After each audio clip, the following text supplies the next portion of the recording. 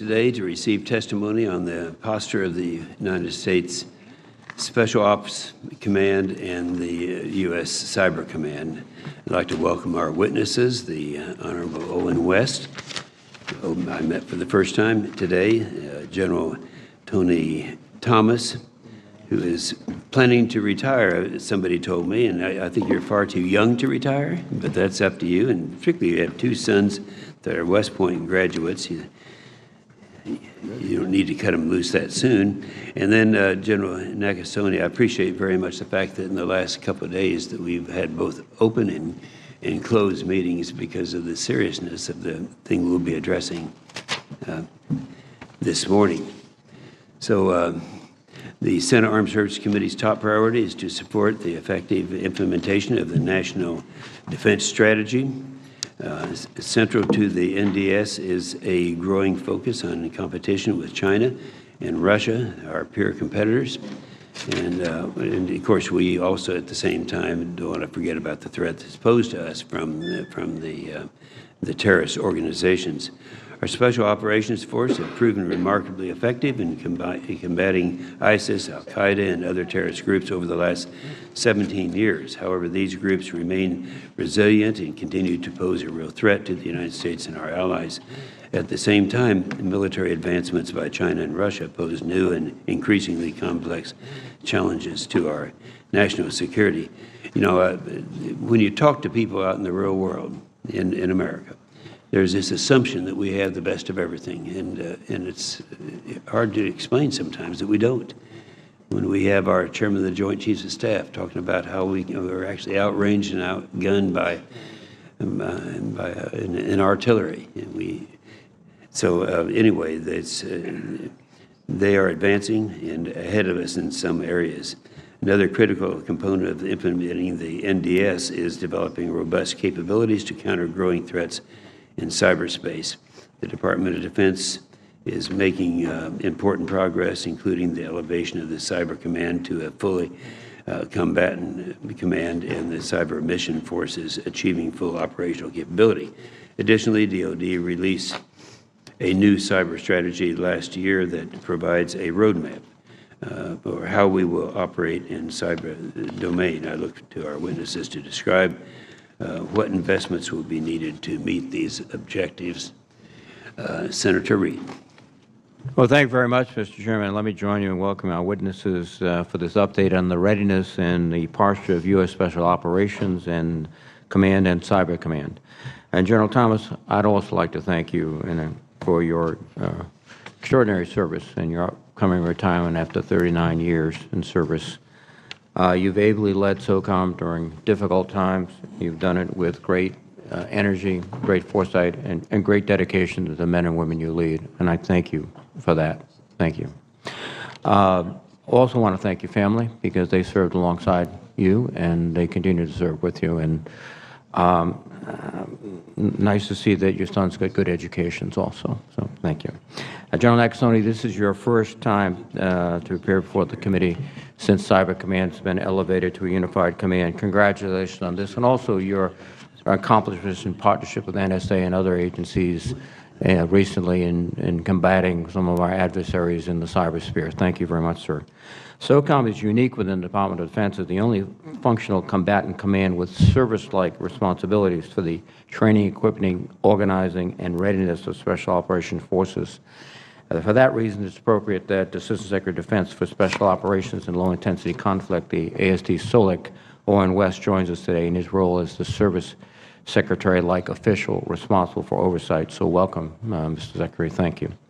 Since passage of the ASD SOLIC reforms contained in the 2017 National Defense Authorization Act, DoD has made important progress, including hiring additional personnel and more effectively integrating the ASD SOLIC into departmental processes related to budgeting, acquisition, readiness, and personnel management.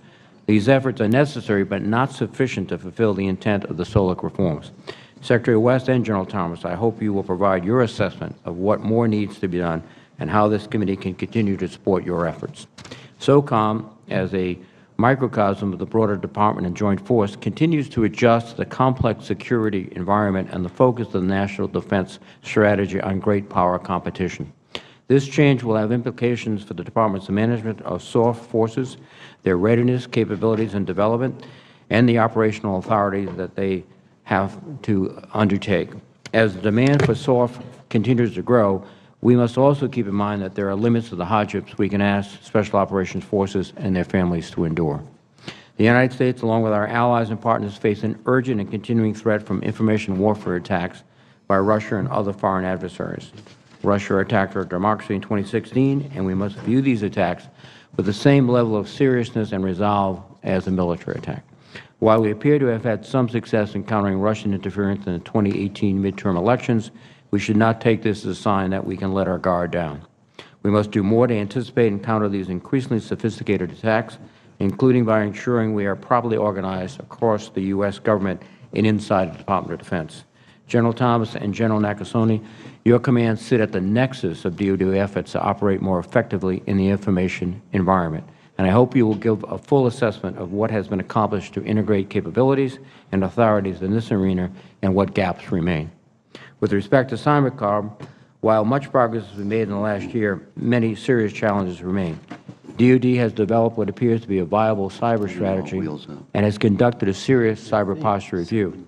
This posture review identified gaps and capabilities across the enterprise, and the principal cyber advisor's cross-functional team is defining objectives, specific tasks, resources, and timetables to correct them. When completed, these activities should greatly increase the Department's cybersecurity and the effectiveness of Cyber Command. The fiscal year 2019 NDAA explicitly established that unacknowledged activities in cyberspace conducted below the level of armed conflict are a legal form of so-called traditional military activities. The NDAA has also provided authority to the President to take action against sustained campaigns of specific adversaries against the United States, including Russia's malign influence campaign.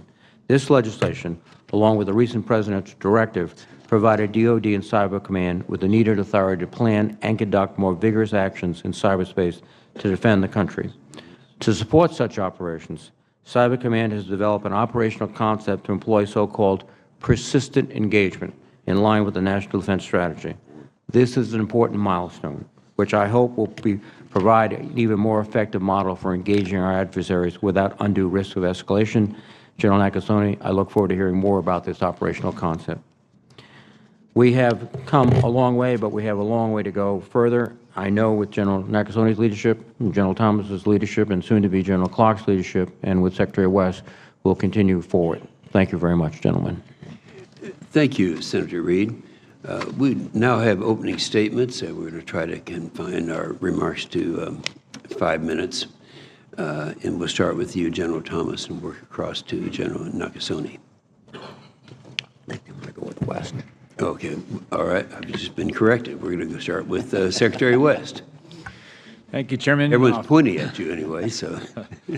Senator Reed, Chairman Inhofe, distinguished members of the committee, thank you for the opportunity to testify alongside my partner, General Tony Thomas, on our global posture for our nation's Special Operations Enterprise. Tony's command of SOCOM has safeguarded the nation for 3 years. I look forward to continued progress working with General Richard Clark when he assumes command next month. We're honored today to team with General Paul Nakasone, whose command defends the nation at the leading edge of the modern battlefield. The breadth and capability of our Special Operations Force is astonishing. In over 80 countries, this vanguard force tackles our most pressing challenges in the most hostile environments. In the past 2 years, 23 SOF personnel have been killed in action, and many more have sustained life-altering injuries. Representing just 3% of the joint force, SOF have absorbed over 40% of U.S. casualties in this time. This sacrifice serves as a powerful reminder that special operators are in the risk business. Their families carry the burden of individual tragedy so that we might prevent a national tragedy. This is a unique time to serve the SOF enterprise because it is an inflection point. First, the Section 922 legislation has reinvigorated the partnership between my office and SOCOM. Second, the National Defense Strategy has challenged all of DoD to increase focus on long-term strategic competition with Russia and China. The SOF enterprise is in the midst of transformation, something special operators have always done very well. Any transformation starts with people. In November, General Thomas and I issued the first ever joint vision for the SOF enterprise, challenging professionals to innovate relentlessly in pursuit of decisive competitive advantage. Special operations should be viewed as an integral part of the joint force, designed to quickly and cost-effectively solve risky problems that do not lend themselves to mass or scale.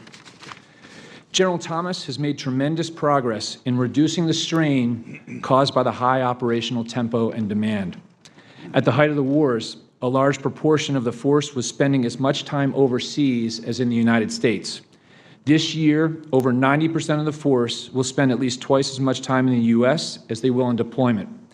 I'm proud to report to you that our Special Operations Force is neither overstretched nor breaking, but very healthy, poised and eager to defend the nation against increasingly adaptive foes. Despite this clear progress, General Thomas and I are concerned about serious ethical failings by some members of our SOF community. These incidents have our full attention. They are totally unacceptable and do not reflect the true nature of the SOF professional. Finally, I would like to thank General Thomas for 39 years of service, much of it in combat. From 2001 to 2013, he deployed to Afghanistan every year except for one in which he was wounded in Iraq. His relentless desire to defend the nation is an inspiration to us all. He epitomizes quiet professionalism as a public official, but in leading his troops and behind Pentagon doors, he is not shy. He consistently demonstrates blunt intellectual integrity that has personally inspired me. Our nation will miss him. His wife, Barbara, less so now and probably less in a year. Mr. Chairman, I'm grateful for the opportunity to testify today, and I look forward to your questions. Thank you, Mr. Secretary. Now, General Thomas. Chairman Inhofe, Senator Reid, and distinguished members of the committee, I'm grateful for the opportunity to speak to you today on the posture of the United States Special Operations Command. I'm privileged to be here today with Assistant Secretary Owen West, as well as my friend and teammate, General Paul Nakasone from Cybercom. Since its inception, we have enjoyed a tremendous relationship with the world-class team at U.S. Cyber Command and have forged the type of partnership, reinforced in combat, that ensures our absolute collaboration and cooperation in our shared mission of defending the nation. U.S. SOCOM continues to field the world's most capable special operations forces. We are an integral part of the joint force and integrated into every facet of the national defense strategy. Our numerous successes over the past years would not have been possible without the support and resources provided by the Congress, and for that I thank you. For the last 18 years, our #1 priority has been the effort against violent extremist organizations. As part of the joint force, we continue to be the main effort or major supporting effort in Afghanistan, Syria, Iraq, Yemen, Somalia, Libya, the Sahel, the Maghreb, Lake Chad Basin, and the Philippines.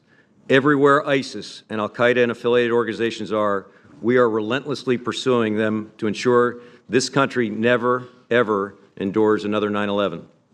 We remain focused on finishing this effort by, with, and through our many coalition partners.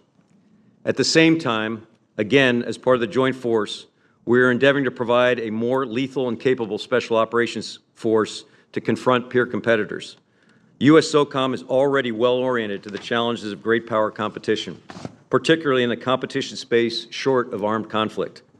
Our SOF network, integrated with interagency and international partners, is focused on producing unorthodox yet complementary capabilities and solutions in support of U.S. policies and objectives.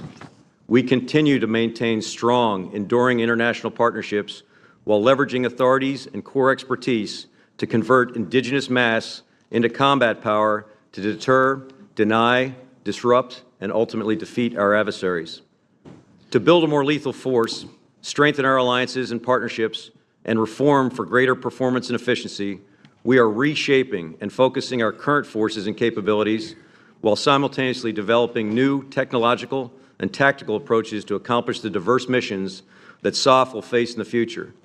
The joint SOLIC U.S. SOCOM SOF vision that Assistant Secretary West mentioned is our guide to move us forward. The emerging security challenges will require SOCOM to be an organization of empowered SOF professionals, globally networked, partnered and integrated, and relentlessly seeking advantage in every domain for the joint force and the nation. In addition to our service-like responsibility to man, train, and equip the world's most capable special operations forces, over the past few years, U.S. SOCOM has experienced considerable development in our other legislated role as a combatant command. We are currently assigned the role as the coordinating authority for 3 major global mission sets: counterterrorism, countering weapons of mass destruction, and recently, messaging counter-messaging. These roles require us to lead planning efforts, continually assess joint force progress towards campaign objectives, and recommend improvements or modifications to our campaign approach to the Secretary of Defense. In parallel, U.S. SOCOM has begun pursuing an aggressive partnership with the other combatant commands with global portfolios: Cybercom, here today, Stratcom, Transcom, and U.S. Spacecom, designed to leverage our respective capabilities towards providing more agile solutions to the Department of Defense. SOF has a long tradition of solving hard problems, adapting to changing conditions, and fielding innovative technology and tactics to give us the decisive advantage in combat. We believe that this tradition will continue to serve us well in the future. We are increasing our investments in a wide spectrum of emerging technologies to include artificial intelligence and machine learning, automated systems, advanced robotics, augmented reality, biomedical monitoring, and advanced armor and munitions development, just to name a few. We are in the formative stages of establishing an experimental force, which will more coherently focus and integrate our future force development in the pursuit of the required peer competitor capabilities.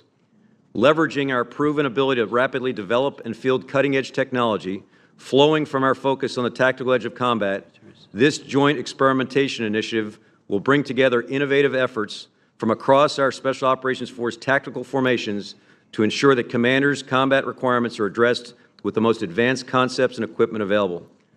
Finally, in 44 days, I'm scheduled to relinquish command of the greatest Special Operations Force in history. I know that sounds a bit haughty, but the men and women of U.S. SOCOM back that statement up every day. They represent the best that America has to offer, an exceptionally dedicated, effective, and resilient group of warriors and problem solvers.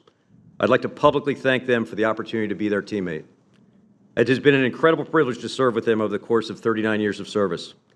I'd like to also personally thank Command Sergeant Major Pat McCauley, our SOCOM Senior Enlisted Advisor, appearing with me again today, for his service as a critical member of the SOCOM command team. Pat is the epitome of the best that U.S. SOF has to offer, and in a few short months will conclude 30 years of faithful and devoted service to the United States Army, United States Special Operations Command, and the nation. During his distinguished career, he's inspired many by his personal courage on the battlefield, his sage counsel to commanders and leaders at every level of command, and his moral and physical leadership. He represents everything that is great about this command, most importantly, our people. Thanks again for the opportunity to appear before you today. I look forward to your questions. Thank you, General Thomas. General Nakasone. Chairman Inhofe, Ranking Member Reed, and distinguished members of the committee, thank you for your enduring support and the opportunity to testify today about the hard-working men and women of United States Cyber Command. I'm honored to lead them. I'm also honored to sit alongside these great leaders, Assistant Secretary of Defense West and General Tony Thomas. For Tony, my congratulations to you and Barb for your steadfast service to our nation. It's been a tremendous journey for you, and I've enjoyed our close partnership and friendship. My personal best wishes to you, Tony, and your family. As the commander of U.S. Cyber Command, I'm responsible for conducting full-spectrum cyberspace operations, supporting 3 mission areas: defend the nation against cyber attacks, defend the Department of Defense information networks, and enable our joint force commanders in pursuit of their mission objectives. In the cyber domain, we are in constant contact with our adversaries, who continue to increase in sophistication, magnitude, intensity, volume, and velocity, and remain a threat to our national security interests and economic well-being. The National Security Strategy and the National Defense Strategy highlight the return of great power competition. Beyond near-peer competitors China and Russia, rogue regimes like Iran and North Korea continue to grow their capabilities. Using aggressive methods to conduct malicious cyberspace activities, adversaries have, until recently, acted with little concern for consequences. The Department of Defense Cyber Strategy identifies the need to defend forward during day-to-day competition with our adversaries. This strategy aims to maintain our superiority in cyberspace through protection of our critical infrastructure and networks. At U.S. Cyber Command, we implement the DoD strategy by adopting an approach of persistent engagement, persistent presence, and persistent innovation. This past year witnessed the elevation of U.S. Cyber Command to combatant command status, the opening of our integrated cyber center, and our shift from building the force to the readiness of that force. This progress ensures our ability to execute our mission requirements for the Department in defense of our nation. The defense of the 2018 midterm elections posed a significant strategic challenge to our nation. Ensuring a safe and secure election was our #1 priority and drove me to establish a joint U.S. Cyber Command National Security Agency effort we called the Russia Small Group. The Russia Small Group tested our new operational approach. With the organization and direction from the President and Secretary of Defense, the Russia Small Group enabled partnerships and action across the government to counter a strategic threat. Our response demonstrated the value of a tight-knit relationship between U.S. Cyber Command and the National Security Agency, bringing together intelligence, cyber capabilities, interagency partnerships, and the willingness to act. Through persistent engagement, we enabled critical interagency partners to act with unparalleled coordination and cooperation. Through persistent presence, U.S. Cyber Command and the National Security Agency contested adversarial actions, improving early warning and threat identification in support of the Department of Homeland Security, the Federal Bureau of Investigation, and others. Beyond the interagency, we partnered and engaged with allies and public and private sectors to build resiliency. For the first time, we sent our cyber warriors abroad to secure networks outside the DoD information network. Our operations allowed us to identify and counter threats as they emerge to secure our own elections and prevent similar threats interfering in those of our partners and allies. The Russia Small Group effort demonstrated that persistent engagement, persistent presence, and persistent innovation enable success. Effective cyber defense requires a whole-of-nation effort. Information sharing plays a vital role in enabling everyone, including government agencies, to defend their networks.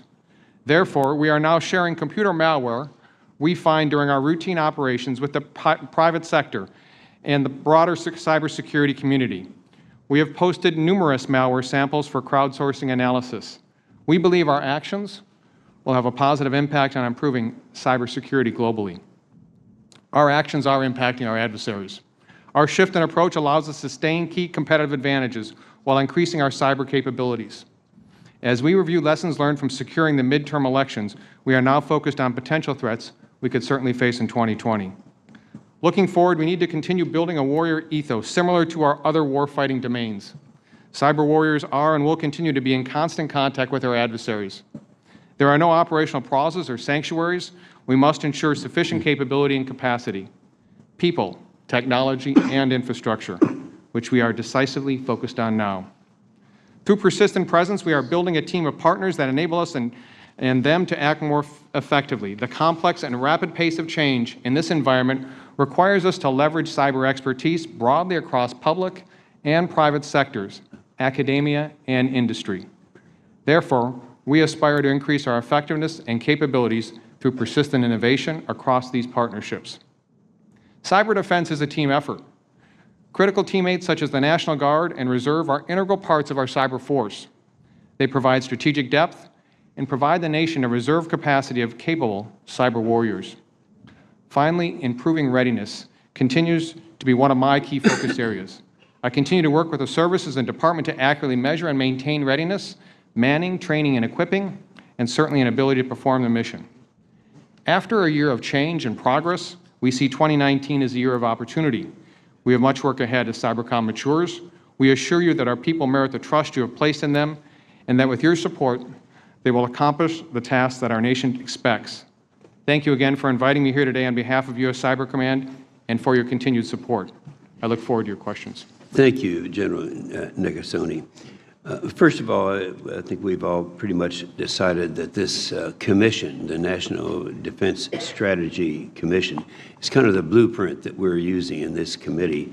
And to start this off, let me address the two levels of threats that we're talking about. First, of course, the level of threat would be the peer competition that we have out there, then the terrorist element that's out there. It's very alive today. So starting off with maybe a response from both generals on the first one. How can SOCOM and Cybercom most effectively support our efforts against China and Russia? And talk a little bit about any deficiencies in terms of resources that you would be suffering in order to carry out these goals. General Thomas. Chairman, you highlighted at the outset the challenge is to maintain the focus on the counter-violent extremist effort while shifting to the focus of the National Defense Strategy. I would tell you that it's burdensome in terms of resources, but something that we can and will manage going forward. I'm lucky on two accounts. One, my predecessors had already focused on Russia and China as emerging threats before the National Defense Strategy and had already committed resources to that effort. So I appreciate the investment that preceded me.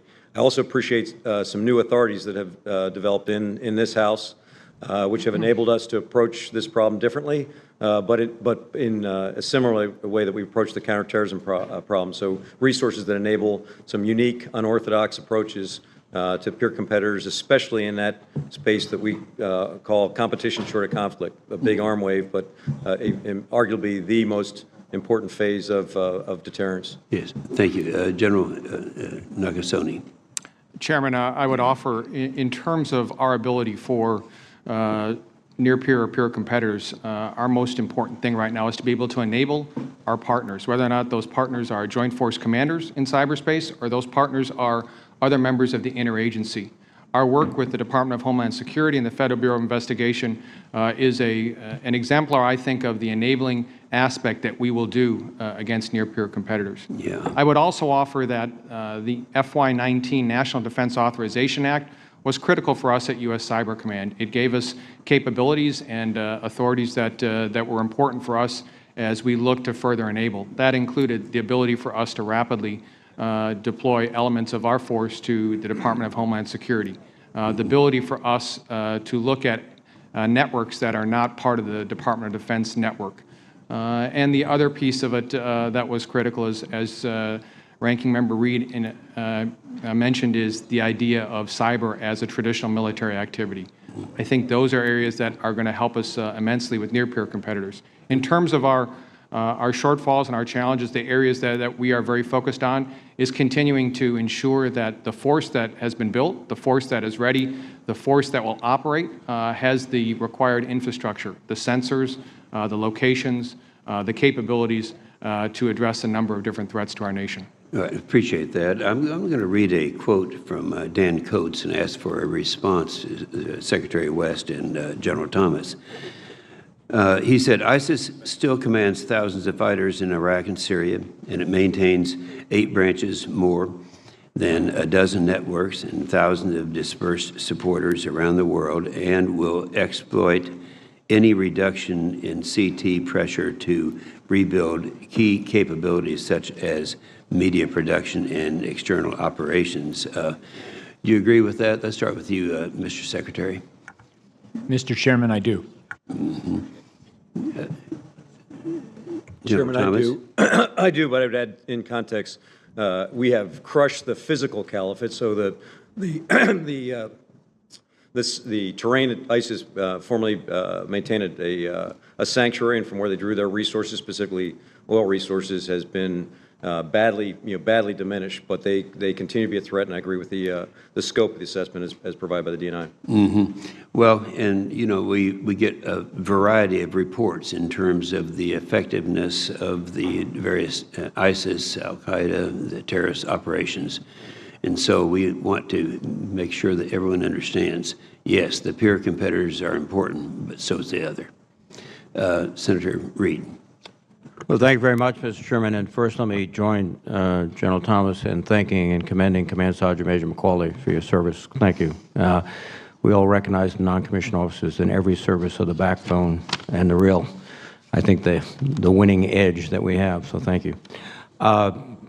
Secretary West and General Thomas, if you could elaborate on the challenges that still face you in implementing 922, that would be very helpful to us. And if anything that we can do to help make 922 the whole issue of creating a service-like secretary under the ADS SOLIC. So, Secretary West, please. Thank you, Senator Reid. Well, 922 has certainly reinvigorated our relationship, but it's also very timely because our basic task is to help institutionalize U.S. SOCOM within the Joint Force and in the Pentagon while keeping its unique attributes. But it also has come along simultaneously with the National Defense Strategy. And so this year, General Thomas and I have co-signed 4 separate letters, one of which was to align SOCOM's fiscal strategy to achieve the NDS. This body has been very supportive. I think we are very adequately supported. I think the task is really left up to us to slowly build this business and achieve our objectives. Thank you. General Thomas, your comments. Yes, Senator Reid, I noted at the outset that Owen referred to me as his teammate, which I appreciate because technically he's my boss. In legislation, as you know, affected by this last year, and with one of my hats on is for the man trained equipped service-like responsibilities. He is literally in my chain of command, and we have embraced that going away. I think that actually integrates us with the department more optimally, and so conceptually we've certainly been able to drive the relationship, I think, to a much more enlightened level. I hope that it continues to evolve. I think ASD SOLIC provides a critical function for us, for our integration with the department, and again, it's been a pleasure working with Owen as we've developed out what I think your intent was. Thank you. General Nakasone, again, thank you for your service, particularly your great efforts with respect to the last election and looking forward to the next one. One of the areas is social media, and we've talked about it, and we've talked about it also. You've talked about it with the Intelligence Committee.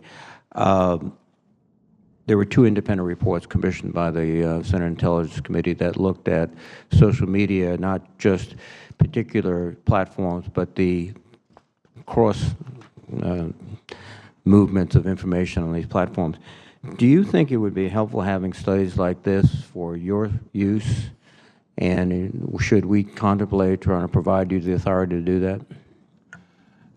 So certainly, Senator, what we found with those reports is it provided a window on the adversary that we hadn't seen. As you know, our focus on intelligence is outside the United States. We're on foreign intelligence, so we were able to capture that.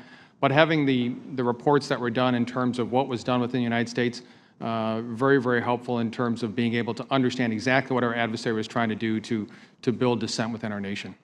So if we can somehow institutionalize that, maybe the proper format might be through the Intelligence Committee, but those reports are useful to you and complement your direct activities. Those reports certainly provided a window on our adversary that was very telling.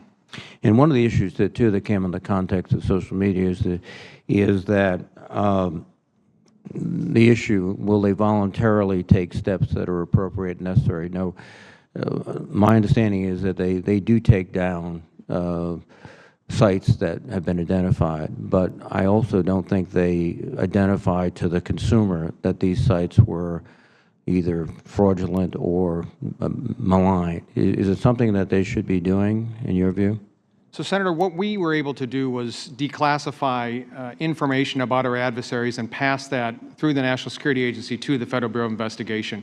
The FBI specifically worked with those social media companies, and so I would defer to the Bureau in terms of their ability to do what you had stated there. Fine. Again, gentlemen, thank you for your service. Thank you very much. Thank you, Mr. Chairman. General Thomas, thank you for your service to this country, and congratulations on your retirement. General Nakasone, thank you for your service to the country as well. Over the years, many of us have talked about deterring adversaries in cyberspace, and the broader question of cyber deterrence is often compared to nuclear deterrence. I've said this before, I don't think that's a good comparison at all. You made a similar point in a recent article where you argued that deterrence in cyberspace results from the employment of cyber capabilities, not the threat of employing them, something you describe as persistent engagement. You mentioned earlier that this committee and the White House have provided Cybercom with additional authority in the past year. Can you tell us what impact those changes have had? Senator, a year ago I appeared before this committee for my confirmation hearings. In that year, let me just trace, I think, the major elements that have helped our command be able to be more effective. First of all, a national strategy on cyberspace, a department strategy on cyberspace, a cyber posture review, and then I think the key piece that I would offer is the FY19 National Defense Authorization Act that recognized cyber as a traditional military activity that provided us the baseline of being able to operate outside of our department networks, and the idea that we would enable other elements of our interagency. Tremendously helpful. And then I would say the last piece is the work of the President to bring a new policy to bear in terms of how we operated offensively in cyberspace. Have you been able to put your theory of persistent engagement into action? Senator, we have. Our #1 priority was the defense of the midterm elections.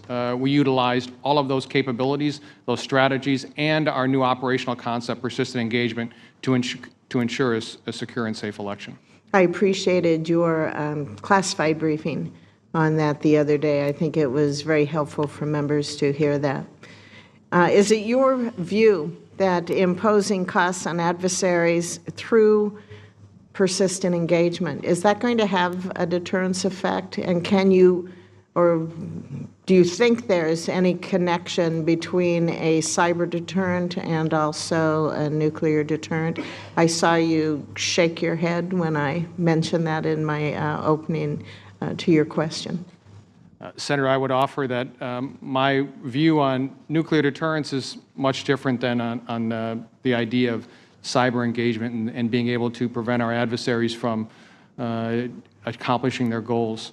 As I mentioned, in nuclear deterrence, the power that a nation-state has is through the threat of the use of the weapons. What we're seeing in cyberspace is our adversaries are operating below a level of armed conflict every single day to steal our intellectual property, to leverage our personally identifiable information, to challenge our institutions. And this is where I believe being able to operate, either to enable other elements of the interagency or operate outside of our national borders against our adversaries is important. I would say from your comments, and you can correct me on this, but that you don't believe then that cyber is a substitution for the deterrence that we achieve through our nuclear enterprise. So I believe that cyber is overall one element that our nation is going to use to achieve deterrent effects against our adversaries. But there are other elements, other powers of our nation that will also bear on adversaries that attempt to operate below this level of armed conflict. Last year, I discussed the adequacy of the size of the cyber mission force with your predecessor, and he testified that, quote, we're probably going to need some level of additional capacity over time. And that's something I'll be talking to my successor about. I think that it's going to be a key thing for him during his time in command. So how adequate do you believe the size of the force is compared to the threat that we are seeing today? And how do you measure force adequacy? Senator, we're looking at, as we measure our readiness against what we consider a number of different adversaries, primarily both near peer and rogue states, we believe that the teams that we've created right now is the building block for that. We are also, as you know, building a series of defensive teams in the Army Reserve and the National Guard that are going to be a strategic depth for us. My sense, as we continue to operate more, as our adversaries continue to improve, that there will be requirements that will probably be outside the 133 teams that we have right now. Thank you. Thank you, Mr. Chairman. Thank you. Thank you very much, Mr. Chairman.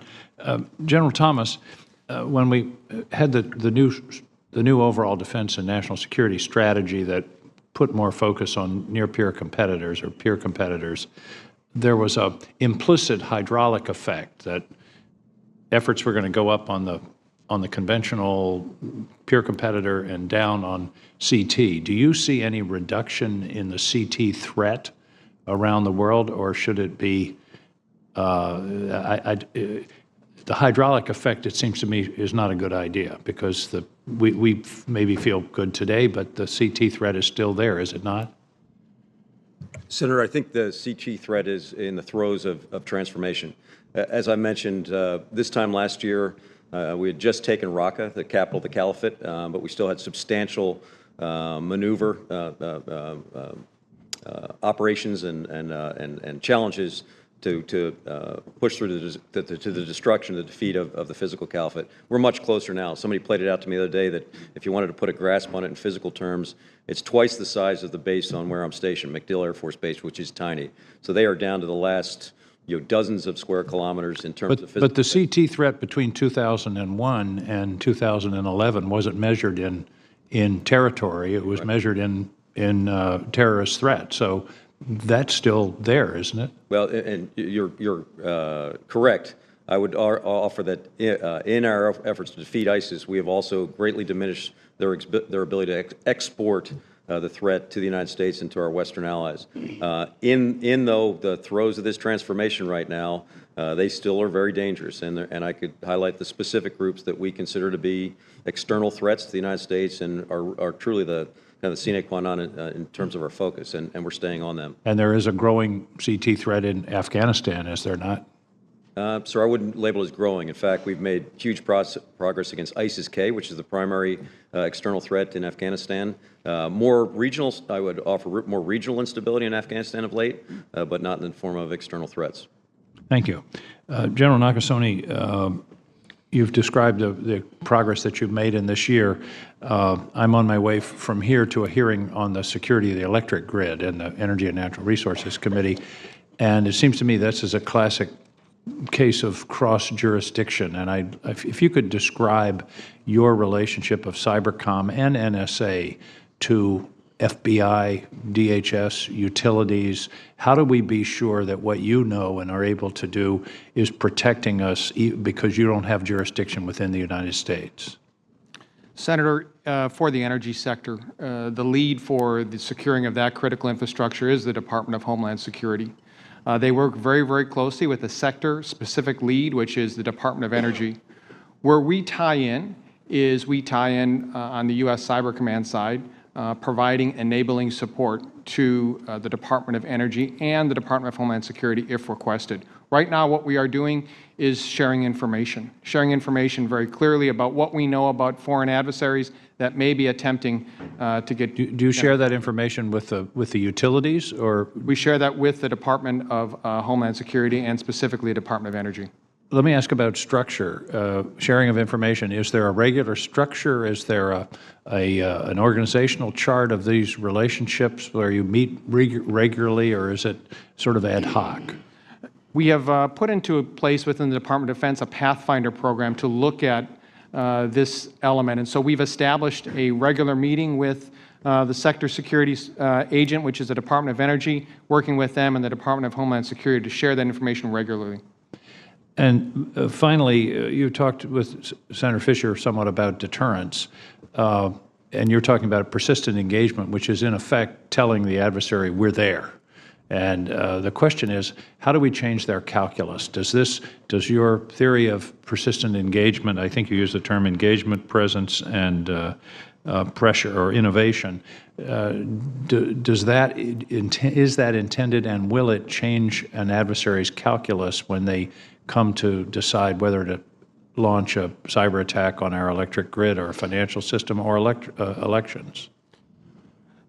Senator, we think it will through two different means. One is through building resilience in terms of what we're able to provide to our partners and their knowledge of our adversaries, but two, also imposing a cost on our adversary. That's what I want to hear about. Yes, so the ability either to be able to identify where they're operating from, the tools that they're using, to be able to provide that cost that the adversary has to think twice in terms of can they conduct an exploitation or attack against our critical infrastructure. But the calculus is, can they do it? But shouldn't there be a calculus, if they do it, they will be responded to in a forceful way? Certainly, Senator, and I think that comes not only with cyber, but also all the elements of our nation that can be brought to bear on that adversary. I think that's important. It doesn't have to be cyber for cyber. Correct. It can be other elements of national power. Thank you very much, General. Thank you, Mr. Chairman.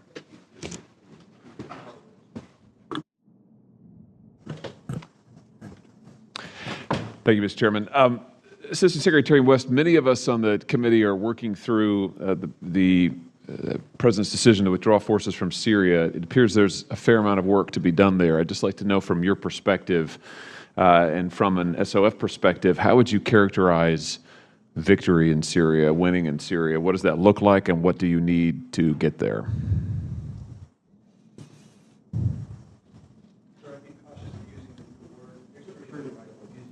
Excuse me, sorry about that. So I'd be cautious to use the word victory, but I think it's very important not to diminish what has happened there. As General Thomas said, the physical caliphate did at one time attract over 40,000 foreign fighters into that territory from 100 different countries. They can no longer do that. But this will be a very long war. ISIS is quite expansive in terms of its global territory, but it now becomes an insurgency. General Thomas, let me just ask you the same question. What does winning look like in Syria, and have we won? I mean, are we satisfied with where we are in terms of SOF's mission there and what you feel that you've been tasked to accomplish? Senator, again, I'd be hesitant to use the term winning as opposed to the objective. I think our reasonable objective is to reduce the threat in that area and to be able to maintain persistent capabilities so that an external threat cannot emanate from that area in the future. Having said that, Syria is perhaps the most complex battle space that I've experienced in 40 years.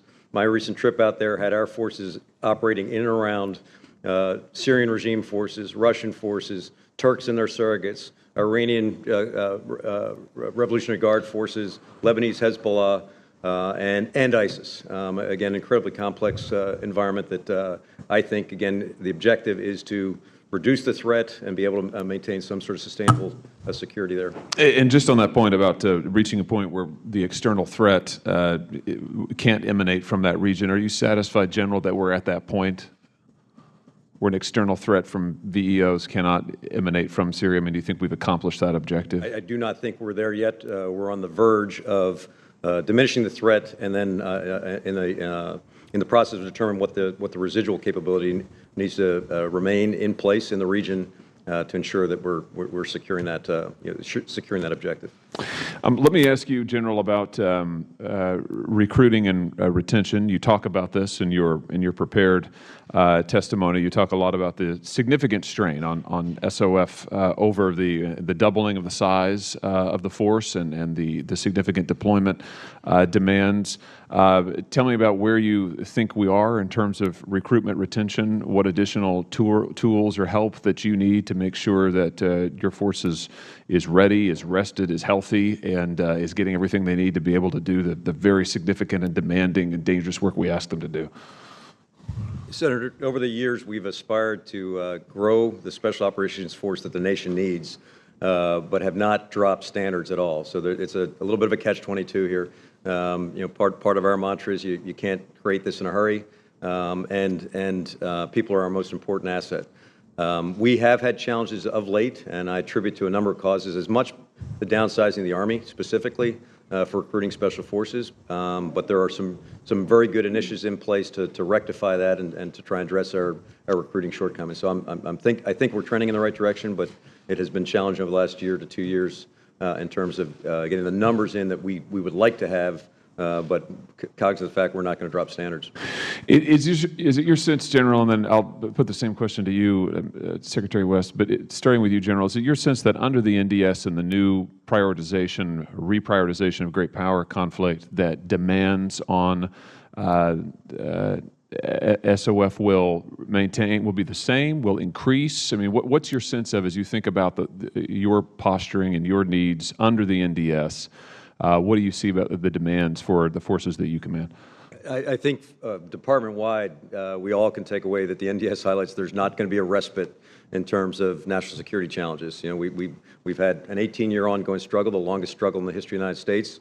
That has not come to a conclusion yet, and so we have some work left to do there. We've had the reemergence of peer competitors as a priority, an existential threat, and clearly the focus for the department. So we share that across the department.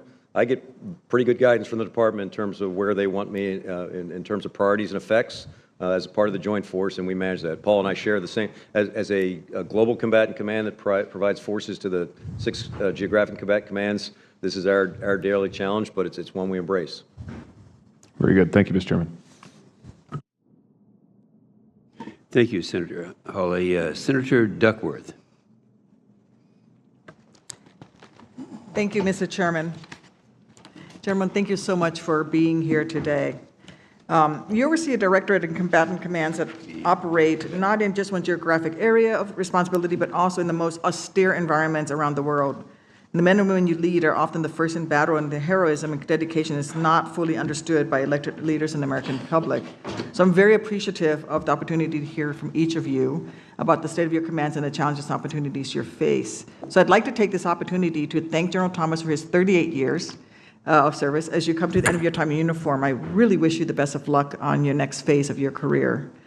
Since the committee began hearing testimony from military leadership this year, much of the conversation has been about ensuring that our forces are lethal and agile so that they provide a credible deterrent, reducing the probability of armed conflict with our peer adversaries.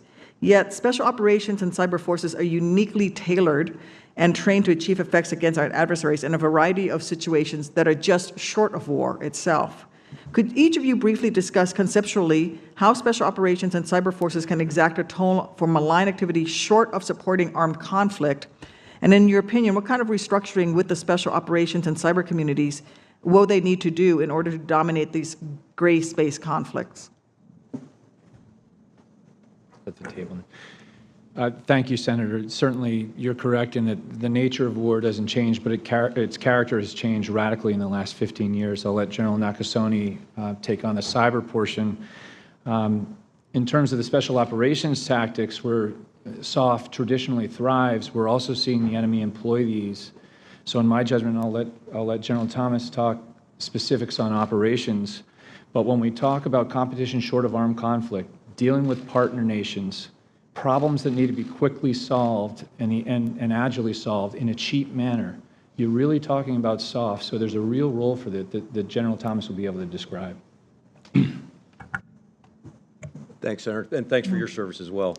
Senator, we're actually very excited about the opportunity that the NDS and the specific subject of competition short of conflict offers for us, and in conjunction with Paul and others, in terms of winning that critical phase. And winning in that case is not we don't think it's a defeat moniker that applies. It's just disrupt, deny, and really ensure that our United States policies and objectives are pursued and successful. We think it's a combination of information operations, influence operations, partner capacity, cyber operations in conjunction with Paul, the whole array of sometimes described non-kinetic activities that are really an art form that we're excited about employing in the future, and we think we hope to play a substantial role there.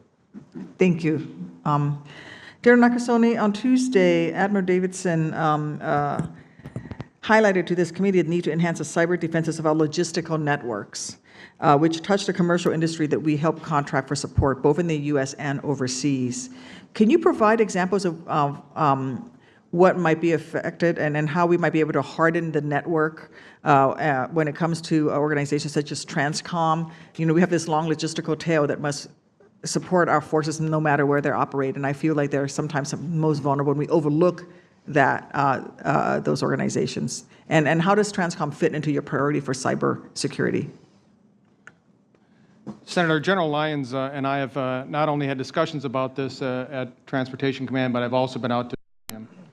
We see the ability for us to project our strategic elements in the world as being something that's uniquely suited for our nation and a tremendous capacity. What we are doing at U.S. Cyber Command is ensuring that we understand the networks that he has to operate on, the platforms that he is utilizing, and most importantly, the data, because it's that data that we want to make sure that we can secure. The challenge, as you point out, is making sure that we have enabled our partners, and these partners are oftentimes private sector partners that we work with, the Department of Homeland Security and other sectors, to ensure that they have the information upon which they understand the threats to them and they can build more resilient networks and protect their own data. Thank you, General. I yield back, Mr. Chairman. Thank you, Senator Duckworth. Senator Cotton. Thank you, gentlemen, for your appearance here today. General Thomas, let's start with Syria.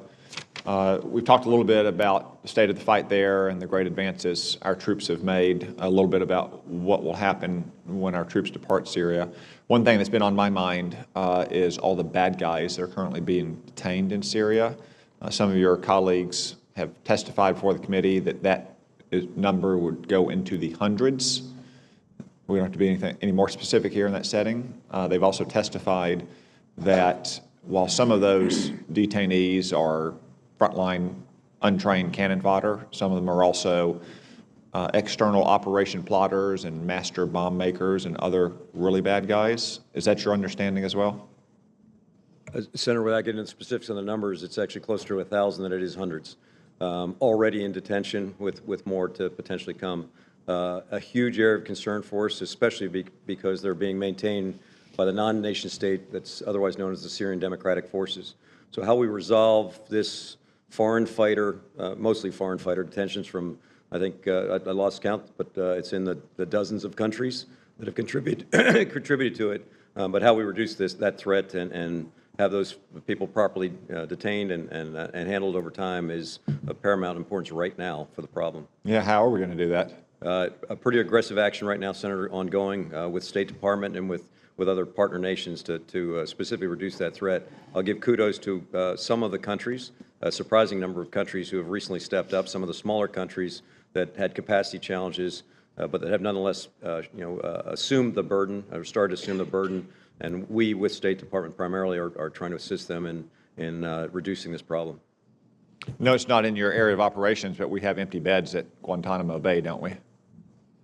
Yes, Senator, we still do. Maybe we should consider that for some of those really bad guys in Syria. While we're talking about Syria, let's contrast Syria and Afghanistan, or specifically Afghanistan against some of the other places where we have a serious terrorism threat. The President said a couple weeks ago that we're going to have troops in Iraq for a while, in part because we need to watch the counterterrorism threat there, watch the threat of Iran. That's right next to Syria in places like Yemen and Somalia. We obviously have freedom of action on the seas for a lot of your troopers. Contrast the CT mission that we have in Afghanistan, which I think is 800 or 900 miles from the nearest sea, and the challenge that we would face there if we significantly drew down our troop presence in the conventional forces for your forces in special operations. Thanks, Senator. Truthfully, we look at it in a global context. So in Afghanistan, and as Senator King pursued earlier, the external threat adversaries have been greatly diminished, and we're focused on them specifically. There's a larger counterinsurgency effort that is into its 18th year, but with a specific focus to support Ambassador Khalilzad's efforts to drive that event to reconciliation. So, a distinctly different, as you mentioned, problem, but correlated in terms of the global threat and their connectivity. It'd be hard to get after those terrorist organizations, though, in Afghanistan for your troops if we didn't have some kind of physical presence in Afghanistan. Isn't that right? Senator, access and placement are key, and again, something you can't establish in a hurry necessarily if you leave it. I probably failed to answer Senator King's question earlier. The way we look at the current context is very similar to 2011. So the recent annual assessment we did reflects on 2011 when al-Qaeda in Iraq was badly down but not out, and we pulled out of Iraq at that point. And we know that in less than 2 years' time, they were ISIS, running the deck through Nineveh, running the deck through Anbar. So how we finish that threat, or at least contain it going forward, is of critical concern. And what's true of our troops is true of enemy forces as well, right? It helps them to have a safe, secure physical base from which they can carefully plot attacks outside of that base. Yes, Senator, they thrive on sanctuary, and they're actively seeking sanctuary right now if they lose their toehold in Syria and other places. Thank you, General Thomas. General Nakasone, a quick question about the 5G network. We've discussed this many times before. What is the status of your conversations with counterparts around the world to the threat that Chinese companies like Huawei and ZTE pose to our telecommunications networks? Senator, for fifth-generation wireless on U.S. Cybercommand, we have certainly talked with our partners and our allies with that. In terms of the Director of National Security Agency, of which I am, We have also worked that through the Department of State as they've made engagements with our allies throughout the world. Thank you. My time's expired, General Thomas. I don't think you'll be appearing here before us again. You are smiling at that, I can tell. I want to thank you and thank your wife, Barbara, for many years of carrying the rucksack of responsibility for our nation. You have more than earned the opportunity and the privilege to pass it on to the next man. Thank you, Senator Cotton. Senator Kane. Thank you, Mr. Chair, and thanks to all of you. General Thomas, I offer my congratulations as well. I want to ask you a question, and the others may want to comment too, about an important aspect of our military operations, which is building partner capacity. As I've traveled in armed service CODELs, I've often been struck very positively by the response of our allies to the partner capacity work we do with them all over the globe. There was a CRS study, Congressional Research Service study in 2016 that kind of analyzed about 20 instances of building partner capacity, and their conclusion was that the results are sort of mixed in terms of effect. I've always viewed the partner capacity issues, whether we're doing work in the field in other nations or whether bringing foreign military leaders here to go to the Army War College or other or other institutions, as it's great to build strong relationships. You build them with young officers, and later they might be a minister of defense or even a prime minister or president. But as you are finishing your time, your lengthy career, what are the sort of metrics we should be looking at in the building partner capacity investments we make through DoD to see whether they're successful or not? Just share kind of lessons learned on that, please. Thanks, Senator. Great question. I guess my first point of reflection is how drastically different the approach to partner capacity and really partners is from when I first started. Had very little to any contact points.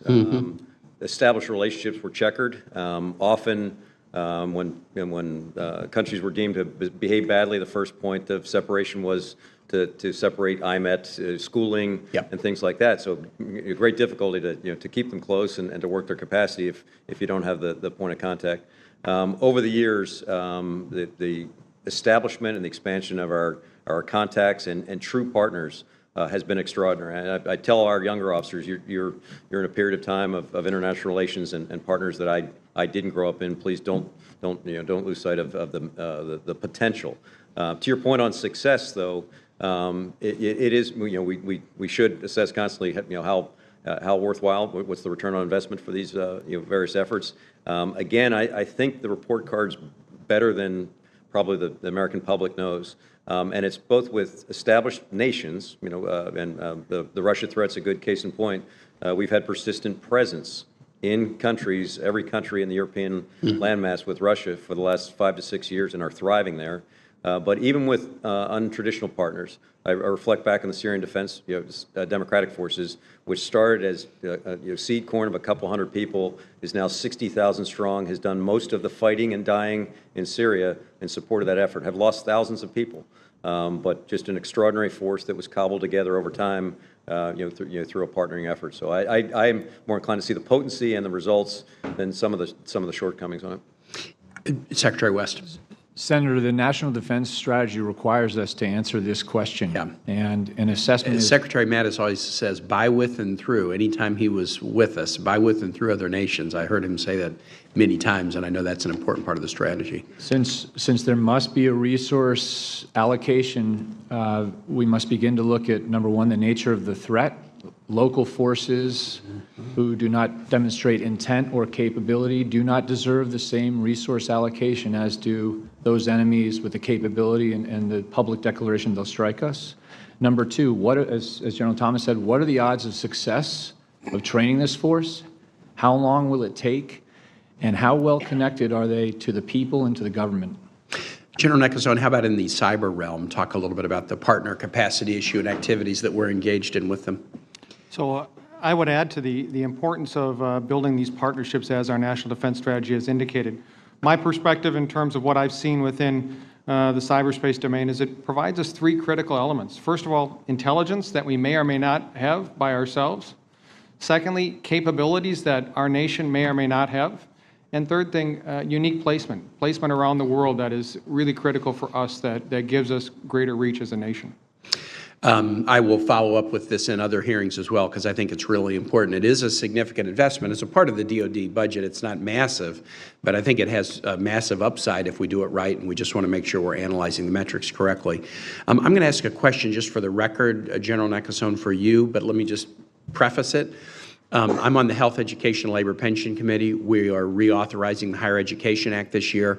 Part of that is analyzing workforce and skills gaps and doing things like public service loan forgiveness and other programs to fill gaps. And one of the areas that we're looking at significantly is cyber professionals, whether it's in the DoD side of the house, the DHS side of the house, or in the private sector. So the question I'll ask is if you would have any suggestions for us as we work on higher ed reauthorization, programs that you think are successful to enable us to train and recruit and retain the cyber professionals that we need. And I'll ask that question for the record. Thank you, Senator. Thanks, Mr. Chair. Thank you, Senator Rounds. Thank you, Mr. Chairman. Gentlemen, first of all, thank you for your service. General Thomas, we most certainly appreciate all of the hard work that you've put in and your service to our country. I'm curious with regard to within the Middle East. We've talked a lot about Syria and the challenges that we have there. What about with regard to Iraq at this point? And I know that we've talked about the fact that we're going to have forces remaining in Iraq in the near future. The president has indicated that there's the capability to be able to move back into the Syrian areas. But within Iraq itself, what is the current state of play with regard to ISIS, specifically within northern Iraq? Senator, I would offer that we, with our Iraqi partners, and they have embraced their sovereign responsibility in terms of defending their terrain. We're maintaining persistent pressure on ISIS, both where they were and where they are intending to try and have any sort of resurgence. So it continues to be a work in progress, but it's born primarily through the Iraqi forces who we have rekindled our relationship with. Do you see evidence of their activity in northern Iraq with regard to any incidences that they appear to be responsible for? In terms of the Iraqi forces, sir? In terms of ISIS impacts within northern Iraq, are you seeing evidences of where they're trying to impact local communities and so forth? They are attempting to make a resurgence in various locations, but again, I believe our forces with the Iraqis are very aware of where they are, and they're addressing them accordingly. Thank you. Thank you. General Nakasone, I appreciate the way in which you laid out today a little bit about the activity that the men and women of Cybercom, along with their associated forces within the NSA and so forth, worked very hard. And with regard to the previous election, the 2018 election, would it be fair to say that it is not a coincidence that this election went off without a hitch, and the fact that you were actively involved in the protection of this very important infrastructure that we value? Senator, the security of the midterm election was the #1 priority at U.S. Cyber Command and the National Security Agency.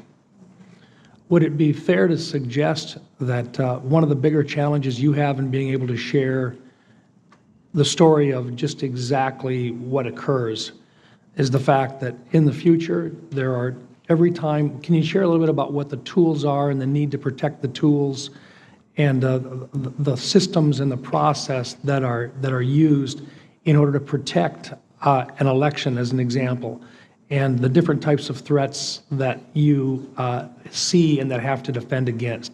Could you share a little bit about that? Senator, as part of a whole-of-government effort, we were looking at 3 different areas. We were looking to ensure that we prevented interference in the election. Secondly was to disrupt any attempts by adversaries to influence that election. And thirdly, to impose cost on any adversary that decided that they would attempt to interfere with our democratic processes. Would it be fair to say that there's been clear evidence in the past? We've seen with regard to Russia, and in the past, they've done propaganda. They've attempted to manipulate the American public. They've tried to pit one side against the other and so forth. In this particular case, would it be fair to say that Russia has in the past demonstrated a capability in the cyber realm to use internet activities, social media and so forth as a way to do exactly the same thing with more sophistication than perhaps in the past? Senator, the Russians are a very sophisticated adversary in using influence operations that you described. Would it be fair also to say that there have been concerns in the past, and that the Cybercom has worked very hard to make sure that the elections that have been held in the United States have not been impacted directly in terms of vote counts or anything like that? Certainly, Senator, again, working as part of a broad government team, that was our focus. And I give great credit to Department of Homeland Security, the Federal Bureau of Investigation, and other elements of our government to work towards this. This was a team effort. Very good, thank you. Sometimes when we talk about these items, we talk about in terms of being able to impact social media, to be able to impact and to make sure that folks outside of the United States coming in are not able to influence public opinion by providing misinformation. But there's another piece of this as well, and that's to actually be able to defend and protect the infrastructure, the physical infrastructure within the United States. While I'm out of town, would you just simply explain to the public that there is more to it than just simply stopping bad tweets from going out? It is a matter of actually protecting critical infrastructure that has a real impact on day-to-day lives of American citizens. Senator, one of the things that is within our mission is certainly to protect that critical infrastructure and the defense of the United States. You accurately portray, obviously, both the opportunity and the challenge that we have at our command in doing that. I would also offer that one of the things that is so important here are the partnerships that you formed. And if there's anything that I've learned over the past several months, these partnerships give us real strength in being able to do that. Thank you. Thank you, Mr. Chairman. Thank you, Senator Rounds. Senator Blumenthal. Thank you, Mr. Chairman. Thank you all for being here today and for your service to our nation.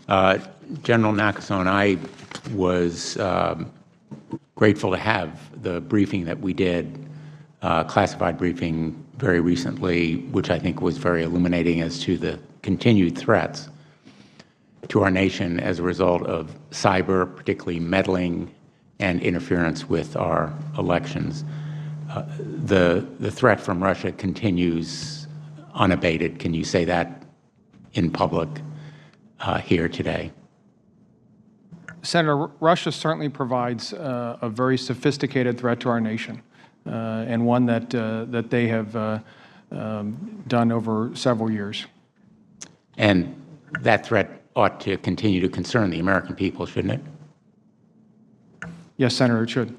And I said in that briefing, and I've said it in numerous such classified briefings, that really I wished that the American people could have heard more of what you told us. In a sense, the enemies know what they're doing.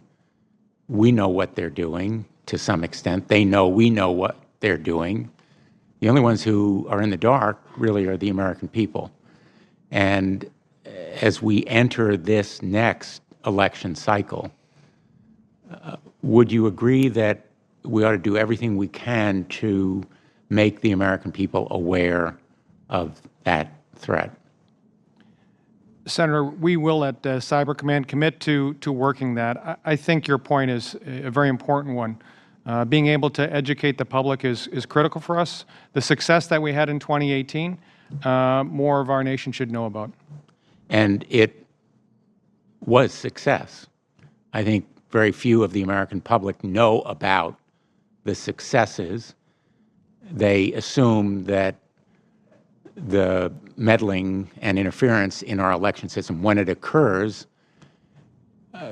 simply is undeterred or unstopped. And I think, again, without going into any of the details, there are some successes that the American people should know happen, but at the same time should know that the threats do continue, not only from the Russians, but let me ask you whether you've seen any indication that China has sought to conduct activities similar to what we have seen from Russia in 2016, 2018.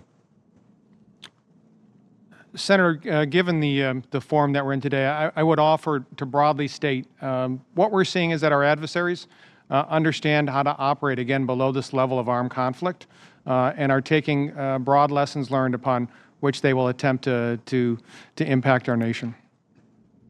And would you agree that the American people should know about threats from not only Russia, but other countries as well, because the tools and means and techniques are highly asymmetric? That is, they don't need to invest tens of billions of dollars to disrupt our election system. Some of it is available with very little such investment. I agree, Senator. General Thomas and Mr. Secretary, I know we have been over this issue to some extent, but I just want to be clear, from your standpoint, moving special operators from Syria to Iraq, in other words, withdrawing from Syria and moving those forces to Iraq, could you say again what the impact is on our operational capability? Senator, obviously, it's easier to do our job with access and placement and proximity. And we've thrived on that, being with the Syrian Democratic Forces and enabling them to do the heavy lifting that I described earlier.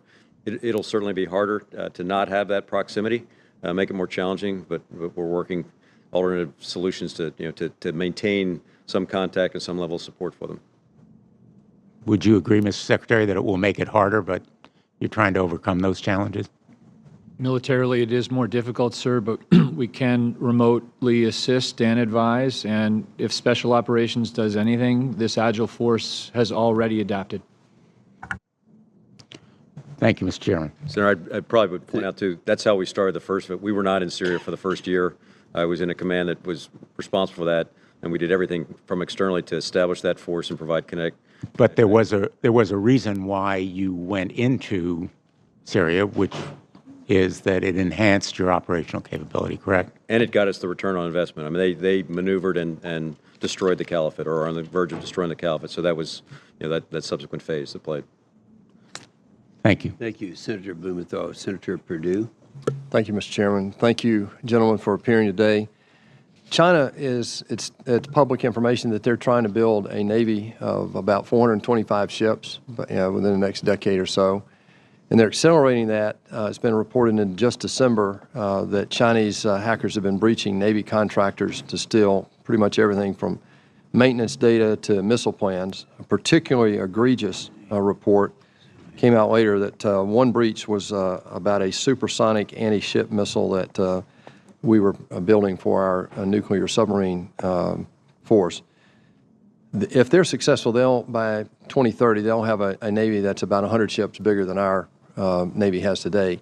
And the problem is right now that they're accelerating that development through hacking not the Navy network of information, but our contractor network of information. So, General Nakasone, how do you operate with our contractors? Should this data be kept on DOD networks? How do you interface with the FBI when we get into these commercial entities out there that seem to be less protected than our military networks? Senator, the example that you cited there is one that has driven the department, and we're certainly working with that department as one of the lead agents to ensure that contracts are written right, that ensure that our cleared defense contractors understand the standards that have to be met, that we test those standards, working with the services, ensuring that there are proper safeguards in place that will guarantee that the information that they have that's critical for our nation is safeguarded better. Are you optimistic you have everything you need from an organization standpoint, funding and so forth to help accomplish that? Senator, I'm optimistic that if I don't have what I need, I'm going to come back rapidly to ask for it. Yes, sir. You've done a good job of that. Let me move on to the organization. Right now, in August of 2017, it was announced that the Cyber Command would be elevated to a unified command, if I'm correct. today we're still operating in a dual hat structure. And it's been reported that one of the reasons we still have a dual hat responsibility is that there's a concern about the lack of intelligence in a separate unified command versus NSA, that you're still getting a lot of your intelligence through the NSA. How do you equate this relative to the long-term plan of having a unified command? Does that mean we'll have a duplicate capability in terms of intelligence, both in the Cyber Command and also in NSA, or will there always be a close relationship between the two? Senator, the decision on the dual hat remains with the Secretary. I've commented during my first 90 days. I provided my thoughts on it. Whatever the ultimate decision is, that there will always be a very, very close partnership between NSA and Cyber Command. And so that's where I see it right now, Senator. Thank you. General Thomas, first of all, thank you for the leadership. You're at the tip of the spear. When we have continuing resolutions, how does it affect your operation in the field? I mean, you've been at war for 17 years, your troops, and I've been around some of your troops around the world, and I would have to say the best and the very best of what we have in America is in your uniform. But when we do a continuing resolution here in Congress, I get the feeling that it really impacts you guys pretty directly. Is that true? Senator, that's an accurate statement. It's disruptive in terms of programming and just normal operations. Can you just describe just a couple of anecdotal examples of how that really impacts training, refitting, rotations, all of the above? Senator, I'd be inclined, because it's usually played to me, the biggest impact is in the prescription for new starts. So inside a fiscal year, the aspect of a continuing resolution inhibits our agility to actually adjust to the problems. You know, it's a fluid, and dynamic environment that we live in. So more broadly, it's the aspect that we're stuck in a preceding paradigm and not able to move on to newer, better ways of solving problems. Thank you, sir. Mr. Chairman, I'll yield my time, but General Thomas, I do want to echo my colleagues' comments about your storied career, but particularly your time in the 75th Ranger Regiment in Georgia. God bless you. Thank you, Senator Perdue. Senator Shaheen. Thank you, Mr. Chairman, and thank you, gentlemen, all of you, for your service. And General Thomas, we wish you well in whatever you do next. I want to pick up on Senator Perdue's questions about how vulnerable we are to third-party products and software. And so I think this is for you, General Nakasone. In 2018, the NDAA included a provision that would prohibit the use of products and services developed or provided by Kaspersky Lab in third-party products. And it required a report on DoD's capacity to spot and address risks. So can you tell me what the status is of banning all of those Kaspersky products from third-party contracts, and also what's the status of the report on what risks might still be there? Senator, I know that we have conducted the ban, but let me take that for the record to make sure I have an accurate response to both parts of that question. Okay, thank you very much. General Thomas, I want to pick up on the questions about Syria and particularly on the detainees. As you are probably aware, 2 of those detainees are suspected in the murders of 4 Americans, James Foley, Stephen Sotloff, Peter Kassig, and Caitlin Mueller. And I don't know if you have anything that you can tell us today about what their status is and what the potential is to make sure that they can be brought back to the United States to be tried for their crimes, but certainly that's what the families of those murdered Americans would like to see happen. Senator, I don't have an update on the status, but I would express my appreciation for your personal interest on the matter. Your visit out there and your very public commentary after that actually helped focus the world on the problem, and then specifically on the U.S. problem. But I don't know the current status. I just know it's in the legal wrangling of considering how we handle special cases like that. Well, thank you. I hope you and Secretary West will both take back the interests that the families have in making sure that they see justice in the United States. But General Thomas, I also want to go back to the question about how confident are you that, given the estimates on the number of ISIS fighters who have gone underground, who may be operating out of Iraq or other places in the Middle East, that we will be able to contain that threat if we no longer have operations in Syria, given the complexity there? Senators, as I mentioned, this has been one of the most complex challenges that our force has dealt with in quite a while. I am concerned that we are not overly restricted in the end state, and I don't honestly know what that is. There's several planning efforts ongoing with a focus to maintaining what we've gained so far, to focus to ensure that there is no external attack capability coming out from a morass of bad actors, admittedly bad actors, many of whom are just regional, local types. So we're in the throes of trying to do the right planning and preparation to provide the nation options to make sure that's not a shortcoming, and we have a revisit to the 2011 recurrence.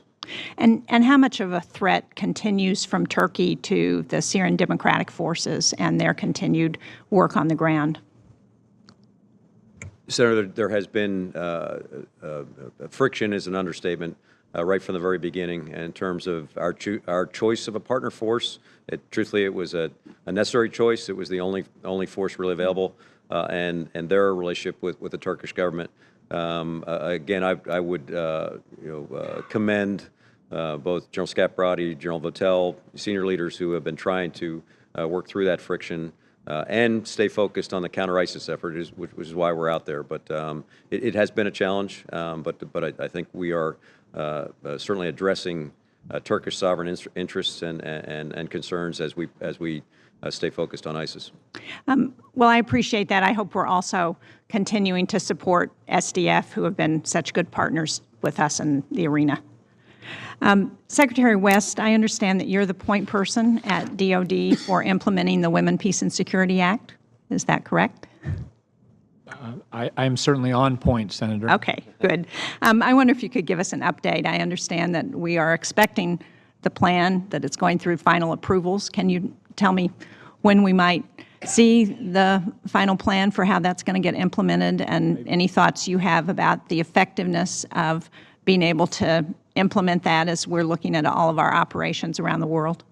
Senator, we're certainly supporting the interagency plan. As they say in the Green Berets, we're trying to lead from the back of the front. But this does establish the United States as the world leader in ensuring that women are part of the conflict resolution and prevention process. And I want to thank you personally for the appropriation we have this year, because the gender advisors, which were already installed in some COCOMs, now will be permanent. Well, thank you. I hope as we're looking at continued negotiations in Afghanistan that we will certainly make sure that women are at the table in any negotiations. Thank you, Mr. Chairman. Thank you, Senator Shaheen. Senator Ernst. Thank you, Mr. Chair. Thank you, gentlemen, for being here today. And on behalf of the American public, I would like to say thank you, because much of the work that is done within your commands, the American public will never know about, nor will they be able to appreciate. So thank you very much for that. General Thomas, I'd like to start with you. And what I would like to do is basically give you an open floor, or a moment to reflect upon your time in command. There have been many innovations during your time in command that you have brought forward for Special Operations Command. And I'd like to give you the opportunity to talk about some of those innovations, why they have been so important to our special operators, and if there's anything that is not yet finished, what you would like to see continue on in your absence. Sir, please. Thanks, Senator. Dangerous to give me an open mic here, but I'll try and stay focused. I humorously joke with contemporaries, whether it's in the armed forces or in the private sector, that the one problem we do not have in Special Operations Command is to spur innovation. It's almost runaway innovation and problem solving every day.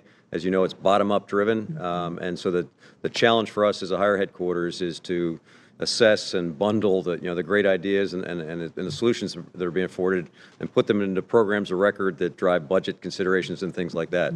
Nice problem to have, I would offer. I can't recount the extraordinary number of initiatives and solutions that the force has provided over the last couple of years, and I'm incredibly proud of it. I'm more excited about where it's going in the future. The command is truly poised to be even more relevant for the Department of Defense and for the nation in terms of securing this country, born on the back of just the best talent that the country has to offer, but with the resourcing that you all provide and the ability to do creative solutions. The one area that you and I have discussed time and again that was probably the best innovation that I would ascribe to my predecessors and addresses directly how we sustain this force despite the pace and the relentless pace of things, and that's the initiative awkwardly named Preservation of the Force and Family, POTFF, but juxtaposed to our ability to care for our people with the Care Coalition. Right now we have, I think, 15,000 wounded, ill, and injured SOF members, both currently serving and prior, that are part of our core, our core focus, to take care of the command. But the POTFF effort has been just remarkable in terms of building in resilience to the command. And again, I give all the credit to my predecessors who saw that as a needed requirement, and this body for giving us the resources to get after it. Well, General Thomas, I thank you so much for your emphasis on POTFF. I've had the great opportunity to travel and visit with a number of your operators at Fort Bragg and Fort Benning, Hunter Army Airfield, Coronado. We've covered the bases there, and not only in supporting the operators, but their families as well, because they truly are such an important part of the equation on why you are so successful. So thank you for addressing that. We do have a closed hearing this afternoon, so I will save some of my questions for that time period. But I do want to take this opportunity to thank both of you, both generals. Thank you very much for the command structure that you've provided, the leadership and guidance. Secretary West, thanks for taking on this very challenging position out there with DOD. We know that it's an ever-growing and influencing part of the DOD, so thank you very much for that. And just in the very short time that I have remaining, General Thomas, I want to thank you for your time and service. To you and Barbara, my best wishes as you move on to retirement. It is well-earned and well-deserved. You will be missed. You will truly be missed, but thank you for your leadership. Thank you very much. I'll yield back. Thank you, Senator Ernst, and we all agree with her comments. Senator Warren. Thank you, Mr. Chairman, and also I want to add my thank you, General Thomas, for all of your work and for your leadership. Last year's NDAA required the Secretary of Defense to review whether members of the armed forces or coalition partners of the U.S. abused or witnessed abuse of detainees during operations in Yemen. And the unclassified summary of DOD's report to Congress concluded, quote, DOD has determined that DOD personnel have neither observed nor been complicit in any cruel, inhuman, or degrading treatment of detainees in Yemen, end quote. So when I asked General Votel about this last week, he said DOD's conclusion was based on the discussions and reports from the people that they have on the ground. General Thomas, is that your understanding as well?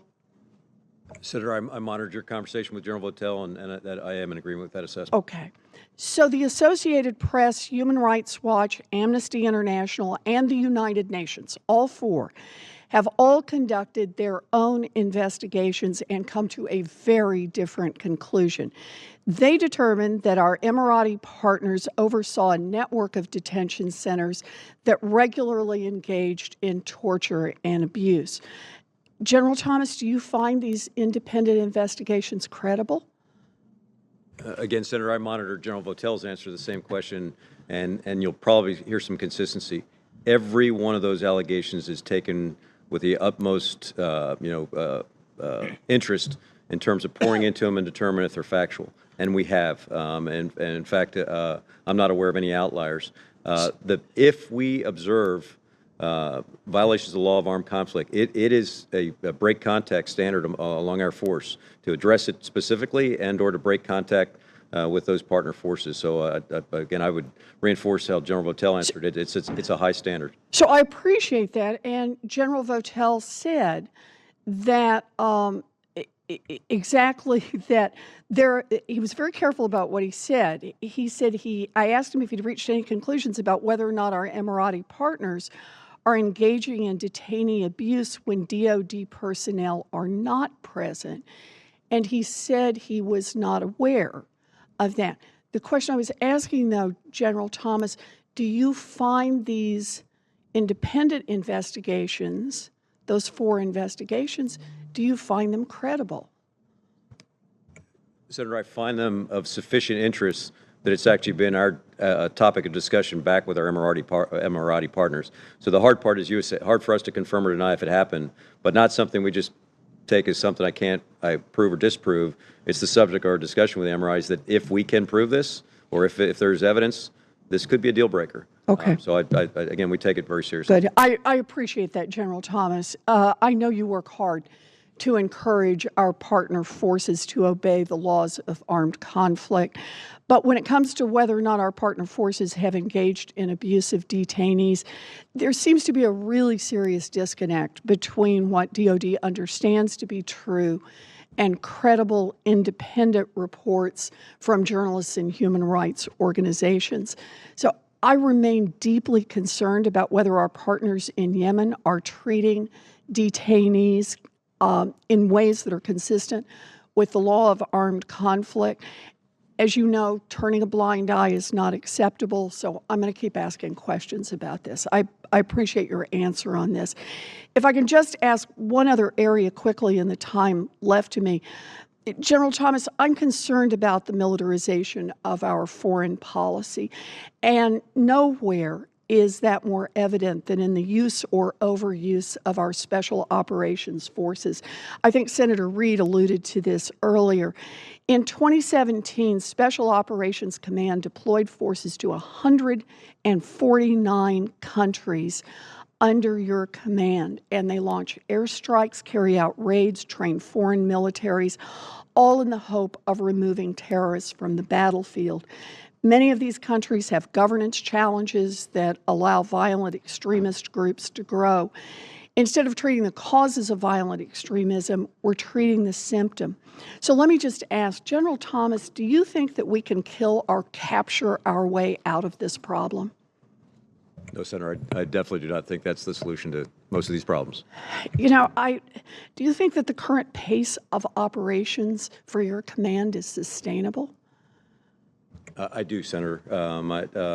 We had challenges on specific parts of our formation, and to specifically get to the department-directed standard of 1 to 2 dwell rate. So for a cycle of deployment downrange, two parallel cycles back home. But we have gotten that back into very healthy shape with a few outliers, and we're intent on getting them healthy as well here. I appreciate it. Thank you, General Thomas. I just want to say we need to be thinking harder about using our non-military tools here as well. Thank you. Thank you. Thank you, Mr. Senator Chairman. Warren. Senator Blackburn. Thank you, Mr. Chairman. And to each of you, thank you for your service to our country. We appreciate it. General Thomas, we do wish you well, and we wish your family well. And thank you for the service. I will say Senator Ernst mentioned some of the posts she's visited. She also has visited Fort Campbell. And they were and still are a big part of our Tennessee community, and I represented that post during my time in the House and have enjoyed working with those military families and looking at the challenges that are going to be necessary for 21st century warfare. And General Nakasone, you know, cyber is an enormous part of that. And I think it's been really curious to me this week as we have looked at the different geographic commanders and those AORs, maybe a hesitancy to engage in a discussion of how our adversaries are using the cyber area to their advantage, namely China, of course, and we've talked some about the great competitive threat that is there. So my question to you, General Nakasone, would be, do you feel like that your command, Cyber Command, is being properly integrated into all of the other commands in those missions? Senator, I do feel that Cyber Command is being integrated properly into the other combatant commands. We have undertaken a very aggressive approach to engage with the combatant commands. General Thomas and I have had a long association, and one of the things that I think that we've been able to leverage is the close partnership of ensuring that what we do in cyberspace is supporting his end states and what he was trying to do, whether in previous commands or at U.S. Special Operations Commands. We are very, very appreciative of the work that has been done and approved by this committee to build cyberspace operational integrated planning elements at each of our combatant commands. This will allow us to develop the talent and the planning expertise to ensure that we get to outcomes. Okay. Let's talk about artificial intelligence for just a moment, because I think that strategy, and of course it's been released, and the strategy highlights a reality that we've known for some time. And I want to quote from that and then have you respond. And I'm quoting, "Other nations, particularly China and Russia, are making significant investments in AI for military purposes, including applications that raise questions regarding international norms and human rights.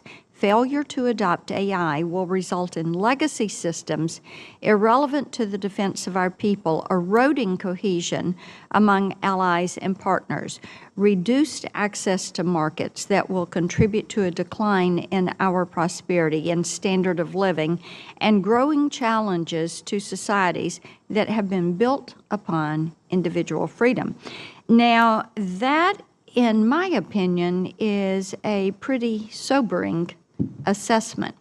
So do each of you agree with that strategy's assessment? And exactly how do you see the AI strategy informing your command as we move forward? I agree with the statement that you read, Senator. I do see artificial intelligence, deep learning, machine learning as something that's a critical enabler of what we're going to need to do at U.S. Cyber Command. We have already seen the power at the National Security Agency of what artificial intelligence can do for our foreign intelligence mission, our cybersecurity missions. This is where the world is headed in terms of innovation and capability. We as a military fighting force have to ensure that we have that enabler. One of the things that I do take great credit in and pride in is that U.S. Special Operations Command really has led a lot of the work in artificial intelligence and integrating some of the early thinking into how they become a more powerful force. General Thomas? Senator, great question, and we could spend several hours talking about it. Unfortunately, we don't have that kind of time, but I agree with the assessment in terms of threat. More importantly, am incredibly enthusiastic about the opportunity. Anecdotally, 3 years ago, Eric Schmidt visited our command as part of the Defense Innovation Group. Quick assessment that he felt compelled to give me. He said, "You got tremendous people, you prototype pretty effectively, and you're absolutely terrible." He had some more colorful words than that for machine learning applied artificial intelligence. Truthfully, it gave me a spark 3 years ago and turned me into a zealot on the subject. But more importantly, it has really kind of reoriented our command to embrace this phenomenon and apply relevance to everything we do until it's proven otherwise. And so we're taking not so small bites, but some pretty substantial bites into embracing applied artificial intelligence, and I'm excited about where we're going in the future. Thank you for that. Thank you for your service. I yield back. Thank you, Senator Blackburn. Senator Tillis. Thank you, Mr. Chair. Gentlemen, I apologize for not being here for a lot of the hearing. We have 3 committee hearings going on simultaneously. General Thomas, I want to thank you for your service and all the quality time you've spent in North Carolina. I hope in retirement you continue to spend a lot of quality time there. I'm going to take probably the questions a different direction in my capacity as Personnel Subcommittee Chair, because I know a lot of the other members have covered the landscape on the extraordinary work you're doing, and I think, General, I thank you for the briefing earlier this week. I got a real sense of progress being made, and I think some of that stems from some of the authorities that you've been granted, and you're doing great work there, so thank you for your leadership. But I want to talk more about the personnel aspects. Number one, when you look at, General Thomas, the very challenging job of an operator and the disturbing percentage that they're going to get injured in one way or another. What more do I need to be thinking about in terms of family support for the members, and actually even in dealing with the wounds of war? What more should we be looking at as a function of the Personnel Subcommittee to send the very clear signal we understand the dangerous job and the impact it's having on family? Senator, thanks for that question, and thanks for the concern expressed. I would actually challenge the term operator, because therein lies I think the opportunity for us to do better by our people in the future. While you highlighted particular career fields that are inherently dangerous in terms of jumping and fast roping and things like that, we're as good as our weakest link. We're as good as our support personnel.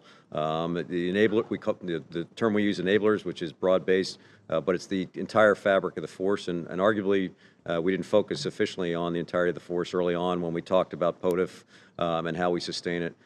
I think we're much more focused on that, and we have come to you to ask for additional resources so that we can be more thorough in the application there. But again, thanks for the support we've had so far. Truthfully, the best comment we can get on it is the sister services are emulating what you've allowed us to do as the way they should take care of their people as well. Thank you.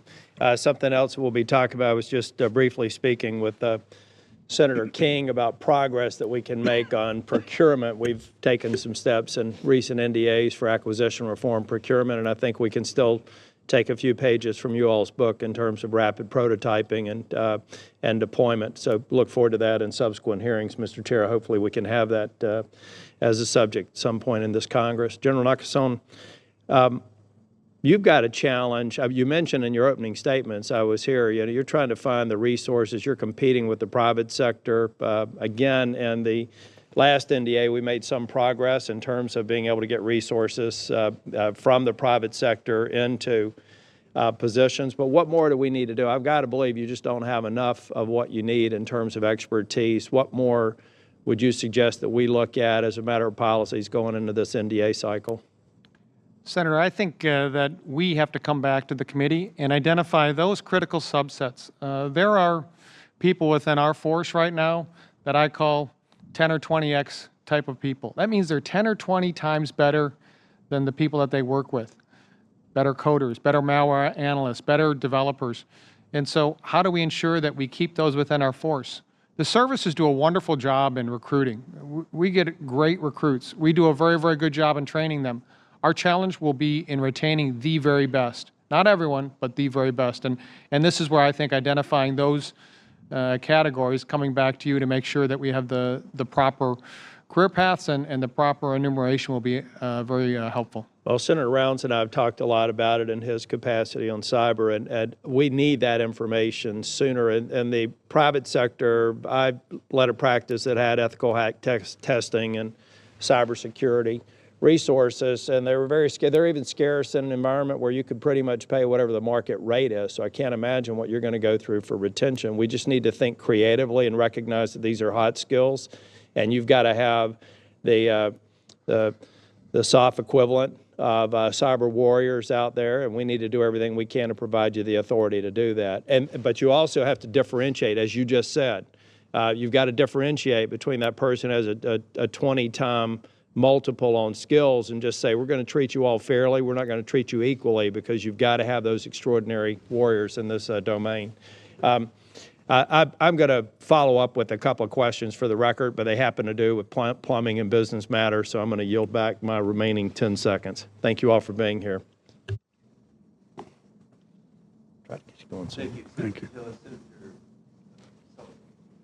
Thank you, Mr. Chairman and gentlemen. Thank you for your service. General Thomas, I really wanted to thank you for all you've done for our nation. And I think I've had a bit of a unique opportunity to not only get to know you from this position, but also when I put my reserve uniform on as my commander is like 17 levels above where I am in the org chart. So it's you've done a great job, and really appreciate it. Secretary West, appreciate the job you're doing. You know, unfortunately, there's a very small number of Harvard Marines, and you're making us proud. Very few. And General Nakasone, I want to ask you on this issue of offensive operations.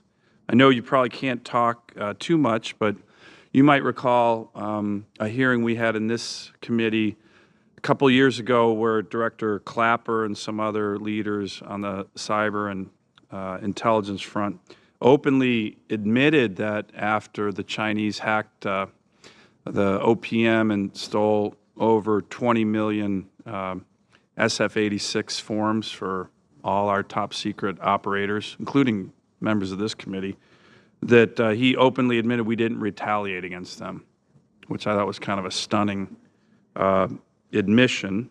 And to me, it was part of the problem. Whether it was North Korea or Iran, I think a couple years ago, China, certainly Russia, we were viewed as kind of the world's cyber punching bag.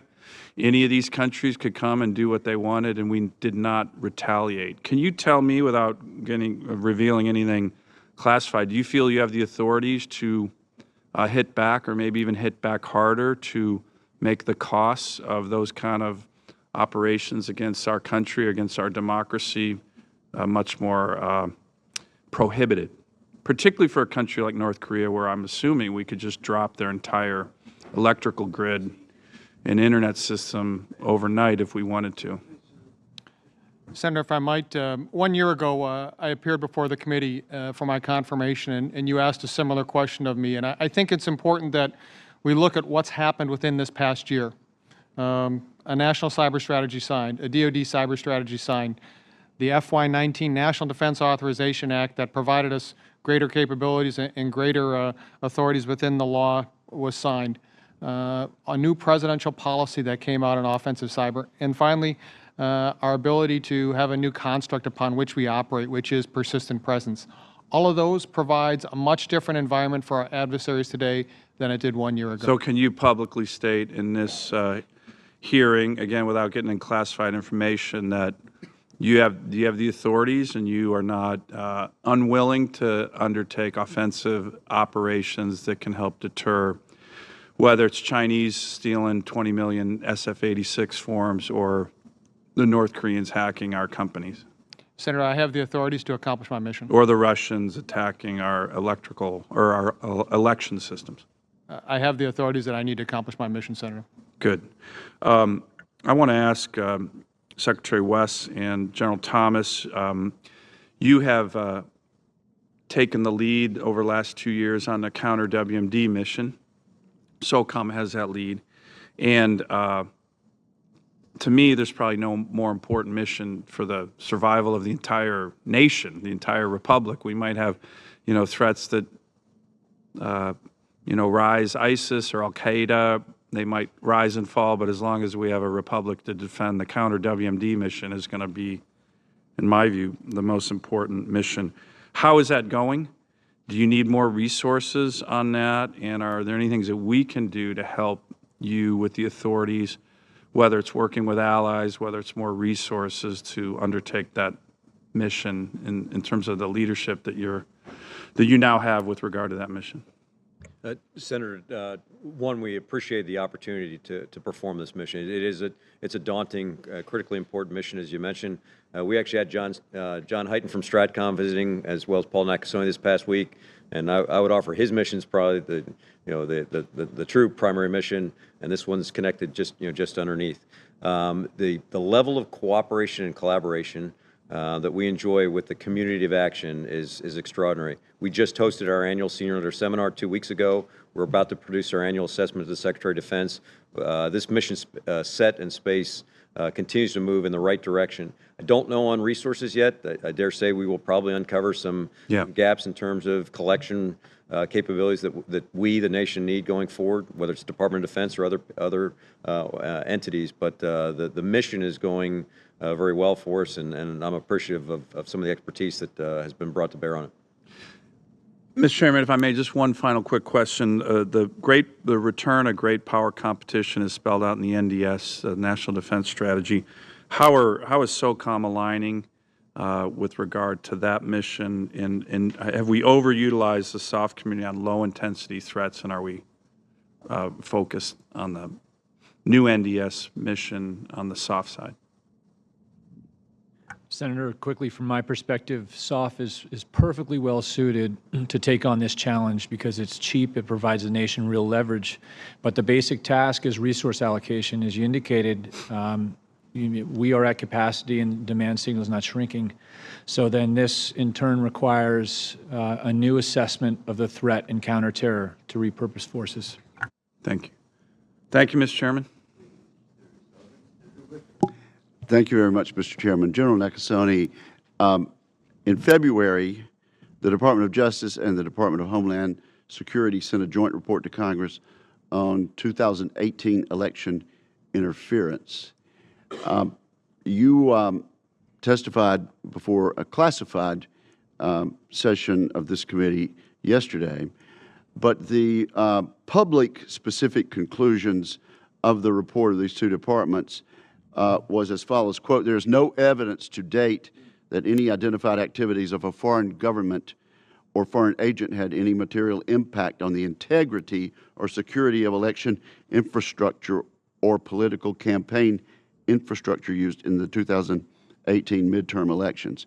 I appreciate your testimony yesterday, and I realize there are things that you cannot get into today. But what can you tell us in this public setting, this committee and the public, about the whether or not, based on what you know, the Department of Justice and the Department of Homeland Security were correct in saying there was no such interference? Senator, I agree with what you had read with regards to that report. What I can say in terms of our role with that was within U.S. Cybercommand and specifically the National Security Agency, we took a look at all the intelligence information we had on our adversaries. We declassified as much of that information as we could. We shared that with the Department of Homeland Security, who in turn shared that with the state and local levels so that they had a very, very good picture of what we knew about adversaries that might be trying to interfere with our elections. So to the extent that there were concerns that a foreign government or agent had an impact on the election, you concur with the public conclusion of the Department of Homeland Security and the Department of Justice that there was not such interference? I concur, Senator. Thank you very much. I appreciate it, Mr. Chairman.